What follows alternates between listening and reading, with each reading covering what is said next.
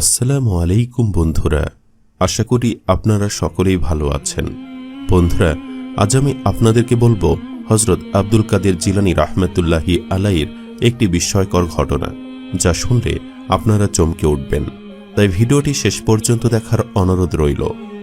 বন্ধুরা, হযরত আব্দুল কাদের জিলানী রাহমাতুল্লাহি আলাইহি হলেন একজন আল্লাহর একজন প্রিয় বান্দা। তিনি হলেন একজন বড় ওলি।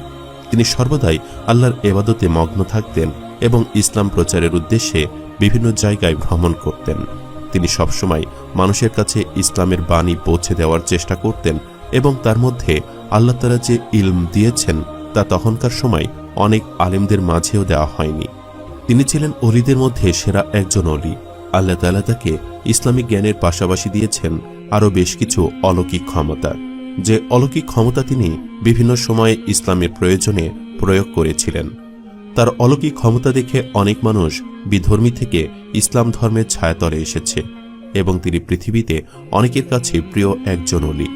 তিনি যখন বাগদাদ শরীফে ইসলাম প্রচার শুরু করেন, তখন বাগদাদ শরীফে অনেক বিধর্মী বাস করত, যারা আল্লাহর ইবাদতে একেবারে মগ্ন ছিল না এবং তারা বিভিন্ন রকমভাবে কুফরি ও শিরক করত। তখন সে সময় বেশ কিছু মুসলমানও ছিল। তিনি যখন বাগদাদ শরীফে ইসলাম প্রচারের উদ্দেশ্যে নামলেন, তখন অনেকেই তাকে ধীরে ধীরে পছন্দ করা শুরু করল। তার ব্যক্তিত্ব অনেকের কাছে বেশ ভালো লেগেছিল এবং তিনি ইসলাম সম্পর্কে যে বয়ান করতেন সেগুলো মানুষের হৃদয় কেড়েছিল, যার ফলে তিনি যখন ইসলাম সম্পর্কে কোনো কিছু বয়ান করতেন, তখন অনেক মানুষ একত্রিত হয়ে তার বয়ান শুনতে আসত। সাধারণ মানুষের পাশাপাশি সেখানে উপস্থিত থাকত বিধর্মী ধর্মের লোকেরাও, এবং সেখানে তখনকার সময়কার আলেম ওলামারাও তার কাছ থেকে জ্ঞানের জন্য আসত। তিনি চেষ্টা করতেন কোরআন এবং হাদিসের বাণীগুলো খুব সুন্দর করে মানুষের কাছে পৌঁছে দিতে, যেন মানুষ আল্লাহরই ইবাদত করে এবং তার রাসূলকে ভালোবাসে। বিশ্বনবী হযরত মুহাম্মদ সাল্লাল্লাহু আলাইহি ওয়াসাল্লামের সুন্নাত অনুসারে যেন সকলেই জীবন যাপন করতে পারে, সে বিষয়ে তিনি বিভিন্ন ধরনের বয়ান করতেন। তিনি সকলের সাথেই বেশ ভালো আচরণ করতেন এবং কখনো তিনি কাউকে সহজে বদদোয়া করতেন না। আল্লাহর প্রকৃত বান্দা হতে গেলে যা যা গুণের প্রয়োজন ছিল, প্রত্যেকটি জিনিসই আব্দুল কাদের জিলানী রাহমাতুল্লাহি আলাইহির মধ্যে বিদ্যমান ছিল। সারাটি জীবনই তিনি চেষ্টা করে গেছেন মানুষের মধ্যে দ্বীনের প্রচার করতে। বাগদাদ শরীফের সবাই তাকে পছন্দ করলেও কিছু কিছু লোক তাকে বেশ ঘৃণা করত। তিনি যে ইসলামের বাণী প্রচার করতেন, এজন্য অনেকেই তাকে হিংসে করত। অনেক আলেম ওলামা তাকে দেখে হিংসে করত, কেননা বেশিরভাগ মানুষই তার কাছে বয়ান শুনতে যেত, তাদের কাছে যেত না এ কারণে। কথিত আছে হযরত আব্দুল কাদের জিলানী রাহমাতুল্লাহি আলাইহির সময়ে বাগদাদ শরীফে একজন আলেম ছিল, যে আব্দুল কাদের জিলানীকে প্রথম থেকেই খুব হিংসা করত। সে এই কারণে হিংসে করত যে শহরের অধিকাংশ মুসলমানই আব্দুল কাদের জিলানী রাহমাতুল্লাহি আলাইহির কাছে বয়ান শুনতে যায়। তারা সকলেই তাকে শ্রদ্ধা করে, এজন্য তিনি প্রচণ্ড হিংসে করত গাউসে পাককে। তিনি আব্দুল কাদের জিলানী রাহমাতুল্লাহি আলাইহির কাছে যারাই বয়ান শুনতে যেত কিংবা যারা যেত না, প্রত্যেককেই বলতো, তোমরা আব্দুল কাদের জিলানী রাহমাতুল্লাহি আলাইহির কাছে কেন যাও? আমি তো বুঝি না, সে তো আল্লাহর প্রিয় বান্দা নয়। ইসলাম সম্পর্কে কিছু জানলেই যে সে একজন বড় আলেম হয়ে যাবে, বিষয়টা এমন নয়। তোমরা আমার কাছ থেকে ইলম অর্জন করবে, আমি তোমাদেরকে ইলম শিখাবো, কিন্তু তোমরা তার কাছে যাবে না, সে একজন ভণ্ড। এভাবে ওই আলেম আব্দুল কাদের জিলানী রাহমাতুল্লাহি আলাইহির বিরুদ্ধে কুৎসা রটাতে লাগলো। আসলে একজন মানুষের মধ্যে ইসলামের সকল জ্ঞান থাকলেই সে আলেম হয়ে যায় না। ইসলামের সকল জ্ঞান তো ইবলিস শয়তানের মধ্যেও ছিল। সে তো পুরোটা জীবনই আল্লাহর ইবাদতে কাটিয়ে দিয়েছিল। তার মধ্যে ইসলামের এমন কোনো জ্ঞান নেই যেটা ছিল না, কিন্তু পথভ্রষ্ট তো সে নিজেও হয়েছে এবং মানুষকেও পথভ্রষ্ট করে চলছে। সে হচ্ছে পৃথিবীর সবচেয়ে ঘৃণিত ব্যক্তি। ওই আলেমের ক্ষেত্রেও তেমনটাই ঘটেছে। সে মনে মনে আব্দুল কাদের জিলানী রাহমাতুল্লাহি আলাইহিকে হিংসা করত এবং একজন প্রকৃত আলেম কখনোই আরেকজন আলেমের বিরুদ্ধে কখনোই গীবত গাইবে না কিংবা তাকে হিংসে করবে না। ওই আলেমের ভেতর ছিল শয়তানের ওয়াসওয়াসা। যাই হোক, ওই আলেমের মনে দুষ্টু শয়তানি বুদ্ধি ছিল এবং সে তো আব্দুল কাদের জিলানী রাহমাতুল্লাহি আলাইহিকে হিংসে করত। তাই সে চাইতো কোনো মানুষ যাতে সঠিক ইলম অর্জন করার জন্য গাউসে পাকের কাছে না যায়। একবার বাগদাদ শরীফে এক মহামারী রোগ দেখা দিল। যে রোগের কারণে ওই শহরের সকলের শরীরে ছোঁয়াচে রোগ হলো। সেই ছোঁয়াচে রোগের কারণে জনজীবন পুরো বিষাক্ত হয়ে পড়েছিল। মানুষজন শহর ছেড়ে অন্য শহরে চলে যেতে লাগলো। তখন মানুষরা একেবারে অতিষ্ঠ হয়ে পড়েছিল। তারা ভেবেই পাচ্ছিল না হঠাৎ করে কেন এমন ছোঁয়াচে রোগ হচ্ছে, হঠাৎ করে কি এমন হলো তাদের শহরে, কিভাবে তারা এর হাত থেকে বাঁচতে পারবে, কি উপায়ে তারা বাঁচবে। এ রোগের কারণে মানুষ খুবই পেরেশানিতে ভুগছিল। তাই সকলে মিলে ওই হিংসুট আলমের কাছে গেল। সেখানে গিয়ে বলল, হুজুর, আপনি বলেছেন আপনার কাছ থেকে আমরা এই ইলম অর্জন করতে। আমাদের শহরে এখন ছোঁয়াচে রোগ ছড়িয়ে পড়েছে। আপনি দয়া করে আমাদেরকে কিছু বলুন যাতে আমরা এ রোগ থেকে বাঁচতে পারি। তখন ওই আলেম লোকদের উদ্দেশ্যে বলল, তোমরা তোমাদের বাড়িতে গিয়ে ওয়াজিফা পাঠ করো, দেখবে তোমাদের রোগ একেবারে সেরে যাবে। তখন আলেমের পরামর্শ অনুযায়ী লোকেরা নিজেদের বাড়িতে গিয়ে ওয়াজিফা পাঠ করা শুরু করলো। কিন্তু ওয়াজিফা পাঠ করে কোনো লাভই হলো না। ছোঁয়াচে রোগ ধীরে ধীরে বাড়তে লাগলো, বেড়ে চলেছে এবং মানুষ আক্রান্ত হচ্ছে। চারিদিকে শুধু হাহাকার। এমন অবস্থা হয়ে দাঁড়িয়েছে যেন মানুষের জীবন পুরো বিষাক্ত হয়ে গেছে। এই বিষাক্ত জীবন নিয়ে মানুষ পুরো অতিষ্ঠ। একদিন কিছু মানুষ একত্রে জড়ো হয়ে আলোচনা করছিল কিভাবে এ থেকে পরিত্রাণ পাওয়া যায়। তখনই সেখানে আব্দুল কাদের জিলানী রাহমাতুল্লাহি আলাইহির এক মুরিদ সেখানে এসে উপস্থিত হলো। ওই মুরিদ এসে লোকদের উদ্দেশ্যে বলতে থাকে, তোমাদের এখনো সময় আছে, তোমরা আব্দুল কাদের জিলানী রাহমাতুল্লাহি আলাইহির কাছে যাও, তার কাছ থেকে দোয়া নাও এবং পরামর্শ গ্রহণ করো, দেখবে এই মহামারী রোগ খুব সহজেই সেরে উঠবে। তখন লোকেরা বলতে থাকে, তুমি কি পাগল হয়ে গেছো? আমরা ওই ভণ্ড লোকের কাছে যাব? আমাদের আলেম আমাদেরকে নিষেধ করে দিয়েছে তার কাছে যেতে, আমরা কিছুতেই তার কাছে যাব না। ওই মুরিদ তখন লোকদের উদ্দেশ্যে বলতে থাকে, দেখো, আমিও একটা সময় তোমাদের মতোই ছিলাম। আমিও একটা সময় আব্দুল কাদের জিলানী রাহমাতুল্লাহি আলাইকে সহ্য করতে পারতাম না, তাকে দেখতে পারতাম না, তার বিরুদ্ধে ছিলাম। কিন্তু আমি যখন তার কাছে গেলাম, তার কাছ থেকে দোয়া নিলাম এবং পরামর্শ গ্রহণ করলাম, এরপর আমিও এই ছোঁয়াচে রোগ থেকে আল্লাহর রহমতে বেঁচে গিয়েছি। তাই আমি বলছি, তোমরা একবার হলেও হুজুরের কাছে যাও এবং তার কাছ থেকে পরামর্শ গ্রহণ করো।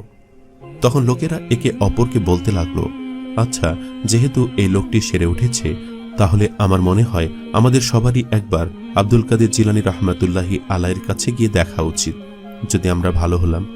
এরপর একে অপরের সাথে কথোপকথন করে প্রত্যেকে সিদ্ধান্ত নিল তারা আব্দুল কাদের জিলানী রাহমাতুল্লাহি আলাইহির কাছে যাবে। এরপর সকলের দল বেঁধে আব্দুল কাদের জিলানী রাহমাতুল্লাহি আলাইহির কাছে গেল এবং গিয়ে তাকে বলতে লাগলো, আমরা আপনার কাছে আসতে চাইনি, তবে আপনার এক মুরিদের কথা শুনে আমরা আপনার কাছে আসতে বাধ্য হয়েছি। সে মুরিদ বলেছে সে নাকি আপনার কাছে এসে সুস্থ হয়েছে, তাই আপনি আমাদেরকে কিছু পরামর্শ দিন। তখন আব্দুল কাদের জিলানী রাহমাতুল্লাহি আলাইহি বলতে থাকলো, আসলে তাকে আমি সুস্থ করিনি, বরং তাকে আল্লাহ তাআলা সুস্থ করেছেন। সে আল্লাহর রহমতে সুস্থ হয়েছে। তোমরা যদি আমার পরামর্শ মতে চলো, আশা করি আল্লাহ তাআলা তোমাদেরকে সুস্থ করে দিবেন। আমার পরামর্শ হলো, তোমরা কেউই শহরে ত্যাগ করে বাহিরে যাবে না এবং ঘরের ভেতর থেকে বাহিরে বের হবে না। এই কথা শোনার পর লোকেরা বলল, এটা কেমন করে সম্ভব? শহরেই তো এ মহামারী ছড়িয়ে পড়েছে। আমরা যদি শহরে ত্যাগ না করি তাহলে আমরা কিভাবে বাঁচব? আর ঘর থেকে বের না হলে তো আমাদের চলবেই না। আব্দুল কাদের জিলানী তখন বলতে থাকে, তোমরা যদি আমার পরামর্শ গ্রহণ করো তাহলে আমি যা বলছি তাই মেনে চলো, তোমাদেরই এতে ভালো হবে। এরপর আব্দুল কাদের জিলানী রাহমাতুল্লাহি আলাইহি বলল, আমার এই মাদ্রাসার আশেপাশে বেশ কিছু ঘাস আছে, তোমরা সেই ঘাসগুলো খাবে এবং সেগুলো মহামারীতে আক্রান্ত বাকিদেরকেও খেতে দেবে। এবং মাদ্রাসার কাছে একটি কূপ আছে, সেই কূপের পানি নিয়ে সবাইকে বলবে খেতে। ঘাস খাওয়ার কথা শুনে প্রত্যেকেই আব্দুল কাদের জিলানী রাহমাতুল্লাহি আলাইহির উপর হাসতে থাকে। তারা বলতে থাকে, কি আমরা মানুষ হয়ে ঘাস খাবো? ঘাস খেলে আমাদের এই রোগ সেরে উঠবে? আপনি তো সত্যি একজন ভণ্ড, আপনি এসব কি বলছেন? তখন আব্দুল কাদের জিলানী রাহমাতুল্লাহি আলাইহি তাদেরকে বলল, যদি তোমরা সুস্থ হতে চাও তাহলে আমার পরামর্শ গ্রহণ করো এবং মাদ্রাসার বাহিরে যে ঘাসগুলো আছে সেগুলো তোমরা খাওয়া শুরু করো। আব্দুল কাদের জিলানীর কথা শুনে প্রত্যেককে মাদ্রাসার বাহিরে গেল এবং গিয়ে দেখল মাঠের আশেপাশে কোথাও কোনো ঘাস নেই। তারা পুনরায় আব্দুল কাদের জিলানীর কাছে ফিরে আসলো। তারা এসে বলল, আপনি তো মিথ্যা কথা বলছেন, আপনার মাদ্রাসার বাহিরে কোনো ঘাসই নেই। তখন আব্দুল কাদের জিলানী তাদেরকে বলল, তোমরা আবারও যাও এবং ভালো করে খুঁজে দেখো মাদ্রাসার মাঠে ঘাস রয়েছে, সেগুলো তোমরা তুলে খাও। তারা পুনরায় মাদ্রাসার বাহিরের মাঠে খুঁজল, কিন্তু কোথাও কোনো কূপ এমনকি ঘাসও দেখতে পেল না।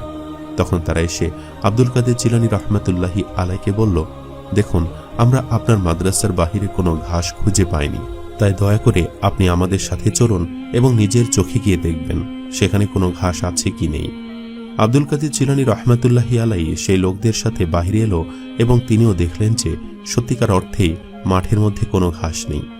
তখন তিনি আল্লাহর কাছে দোয়া করেন, হে আল্লাহ, এই শহরে ছোঁয়াচে রোগ ছড়িয়ে পড়েছে এবং এর শেফা প্রয়োজন। তুমি এর শেফার জন্য এই মাঠের মধ্যে ঘাস উৎপাদন করো এবং একটি কূপ তৈরি করো, যে কূপের পানি এবং ঘাস খেয়ে এ শহরের লোকেরা রোগমুক্ত হতে পারে। এমন দোয়া করার সাথে সাথেই অলৌকিকভাবে সেখানে বড় বড় ঘাস উঠল এবং একটি কূপও তৈরি হয়ে গেল। এমন দৃশ্য দেখে সেখানকার লোকেরা বেশ চমকে উঠল। তখন আব্দুল কাদের জিলানী রহমতুল্লাহি আলাই সকলকে বলল, নাও, এবার এই ঘাসগুলো তোমরা খাও এবং শহরের বাকিদের কাছে এগুলো খাওয়ার জন্য বলো। তখন লোকেরা আব্দুল কাদের জিলানী রহমতুল্লাহি আলাইকে বলতে থাকে, আমরা এই ঘাস কি করে খাবো? এই ঘাস খেতে নিশ্চয়ই অনেক তেতো হবে, আমরা কিছুতেই এই ঘাস খাবো না।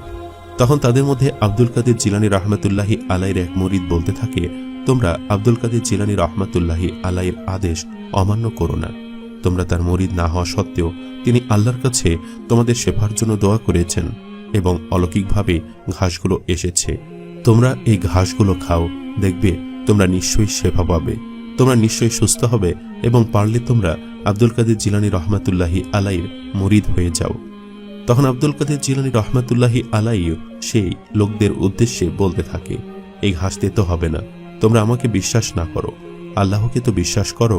সুতরাং আল্লাহর উপর ভরসা করে বিশ্বাস করে এই ঘাস খাও এবং এই কূপের পানি খাও, নিশ্চয়ই আল্লাহ তোমাদের প্রত্যেককে সুস্থ করে দেবেন ইনশাআল্লাহ।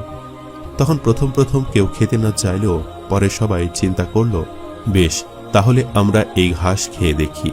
এরপর প্রত্যেকেই সে ঘাস থেকে ঘাস কেটে নিল এবং একে একে খাওয়া শুরু করলো এবং শহরের চারিদিকে সেই ঘাস দিয়ে দিল যাতে প্রত্যেককে সেগুলো খেয়ে শেফা পায়। এবং ওই ঘাস খাওয়ার ফলে আল্লাহ রহমতে অলৌকিকভাবে প্রত্যেকে ভালো হয়ে গেল। বন্ধুরা, আল্লাহ তাআলা তার ওলিদেরকে নবী রাসূলদের পর বেশি ভালোবেসেছেন এবং নবী রাসূলদের পর ওলিরাই আল্লাহর জন্য নিজেদের জীবনকে বিলিয়ে দেওয়ার জন্য প্রস্তুত ছিলেন।